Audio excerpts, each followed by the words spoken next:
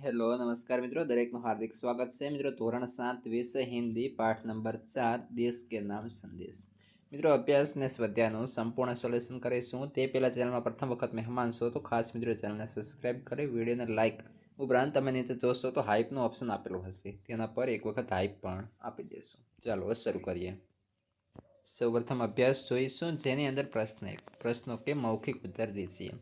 पहला प्रश्न है यह पत्र किसने किसको लिखा है। उत्तर यह पत्र किरण ने अपने मित्र हर्ष को लिखा है। प्रश्न 2 पत्र लिखने वाले का पता क्या है।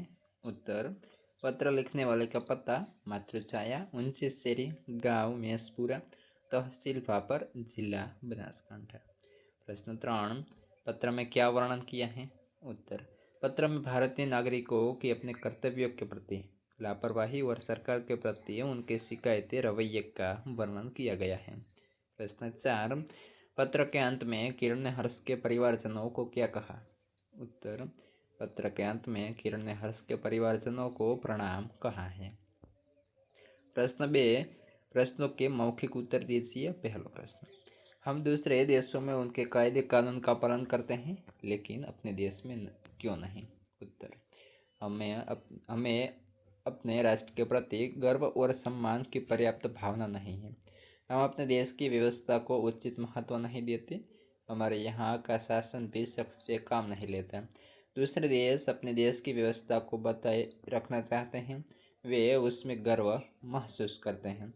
हम भी से प्रभावित होते हैं, इसलिए हम दूसरे देशों में उनके कायदे कानून का पालन करते हैं लेकिन अपने देश में नहीं करते। प्रश्न 2 हमारे देश के स्वच्छता की जिम्मेदारी किसकी है। उत्तर हमारे देश की स्वच्छता की जिम्मेदारी स्थानीय प्रशासन अर्थात ग्राम पंचायतों नगर पालिका एवं महानगर पालिकाओं की है। त्यारबाद आगळ प्रश्न 3 हमारे देश के विकास में कौन सी समस्याएं बाधक हैं। उत्तर हमारे देशवासी अपने यहाँ के कायदे कानून का चुस्ती से पालन नहीं करते। लोग हर खराबी के लिए सरकार को दोष देते हैं। वे अपने राष्ट्रीय कर्तव्य निभाने में रुचि नहीं लेते। अधिकारी लोग भ्रष्टाचार करने में नहीं हिचकाते। ये सारी समस्याएं हमारे देश के विकास में बाधक हैं। प्रश्न 4 देश के प्रति हमारा क्या फर्ज है। उत्तर देश के प्रति हमारा फर्ज है कि हम अपने यहाँ के कायदे कानून का पालन करें। देश की व्यवस्था हम ऐसी बनाएं जिस पर हमें गर्व हो। हम सरकार व स्थानीय प्रशासन को उनके कार्यों में सहयोग दें। हम ऐसा कोई भी कार्य न करें जिसमें देश की प्रतिष्ठा पर आंच जाए। प्रश्न 3 शब्दों को उचित क्रम में रखकर अर्थपूर्ण वाक्य बनाइए। जेनी अंदर पहलू में सफाई खुदाई है तो उत्तर एटले के आपणो वाक्य थशे सफाई में खुदाई है। त्यारबाद बीजा नंबरे मेरा महान भारत तो मेरा भारत महान। 3 लेना और दहेज पाप देना है मतलब दहेज लेना और देना पाप है। 4 आदर्श भारत को आओ बनाए मिलकर राष्ट्र आओ मिलकर भारत को आदर्श राष्ट्र बनाए। 4 ऐसे व्यवहार की चर्चा कीजिए जिसमें हमें देश में अव्यवस्था खड़ी करते हैं एवं देश के विकास में बाधा डालते हैं। उत्तर हमारे देश में कभी कभी सांप्रदायिक दंगे भड़क उठते हैं। इसी तरह कभी कभी भाषावाद भी हिंसक बन जाते हैं। ऐसे मौक़ों पर कट्टरवादी लोग तोड़फोड़ करते हैं। सरकारी संपत्ति बहुत हानि होती है। ऐसा बर्ताव देश में अव्यवस्था खड़ी करता है। अशांति के कारण देश के विकास में बाधा पड़ती है। प्रश्न 5 दहेज एक दूषण इस विषय पर कारण सहित अपना मत दीजिए। उत्तर दहेज की प्रथा समाज के लिए अभिशाप बन गई है। दहेज के कारण योग्य शिक्षित कन्याओं का उचित समय पर विवाह नहीं हो पाता। यदि विवाह हो भी जाता है तो दहेज न लाने अथवा कम लाने के कारण नई वधू ताने और व्यंग्य सुनने पड़ते हैं। नहीं उसे शारीरिक और मानसिक यातना भी दी जाती हैं। कुछ दहेज लोभी तो बहुत को आत्महत्या के लिए मजबूर कर देते हैं या जला भी देते हैं। जिस दहेज के कारण ऐसे दर्दनाक और शर्मनाक कांड हो वह सचमुच समाज का दूषण है। उसका कभी समर्थन नहीं किया जा सकता। मारा वहाला विद्यार्थी मित्रों तमे आज विडियो जोई रह्या छो तेने थोड़ो आम नीचे करवानुं थशे अने आपणे चेनल जे छे मित्रों खास तेने सब्सक्राइब करी अने बाजुमां जे हाइपनुं बटन आपेलुं छे तेना पर एक वखत सिम्पली क्लिक कर देवानुं छे। ક્લિક કરશો એટલે તમને જે હાઈપનું હોય એ ઓપ્શન આપશે, તેના પર તમારે એક વખત મિત્રો હાઈપ આપવાની થશે। प्रश्न 6, हम स्वयं कैसे अपने कर्तव्य का पालन करके आदर्श नागरिक बन सकते हैं एवं भारत को आदर्श राष्ट्र बनाने में योगदान दे सकते हैं। इस विषय पर दिए गए प्रारूप के आधार पर अपने मित्र को पत्र लिखकर अपने विचार बताइए। तो जेनी अंदर अपना पत्र जोईशुं। पहलू, आदर्श सोसायटी, 8वा लाइन्स, सूरत, 16 जुलाई 2012। प्रिय मित्र नीलेश, सप्रेम नमस्ते। तुम्हारा पत्र मिला, तुमने आदर्श देश प्रेम नागरिक के बारे में जानने की इच्छा प्रकट की। इस बारे में मैं इस पत्र में अपने विचार प्रकट कर रहा हूँ। आदर्श नागरिक को अपने देश के कायदे कानून का पालन करना चाहिए। अपने यहाँ के पंचायत या नगर पालिका को उसके कामों में सहयोग देना चाहिए। सार्वजनिक स्थानों पर गंदगी नहीं करनी चाहिए। देश के सभी धर्मों और भाषाओं का सम्मान करना चाहिए। चुनाव के समय अपने आसपास के नागरिकों को मतदान के लिए प्रेरित करना चाहिए। बाढ़, भूकंप, अकाल के समय पीड़ित लोगों की हर संभव सहायता करनी चाहिए। सरकार की किसी नीति या कानून का विरोध करना हो तो शांतिपूर्वक करना चाहिए। दहेज जैसे रिवाजों का विरोध करना चाहिए। मेरे विचार से इस तरह का आचरण कर हम आदर्श नागरिक बन सकते हैं और देश के विकास में अपना योगदान दे सकते हैं। मेरे माताजी बिल्कुल स्वस्थ है।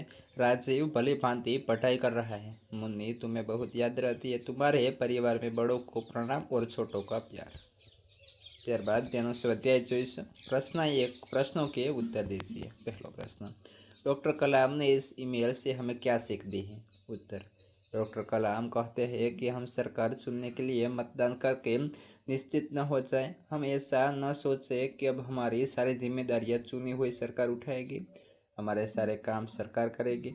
हमें रद्दी कागज भी कूड़ेदान में डालने की तकलीफ नहीं उठानी है।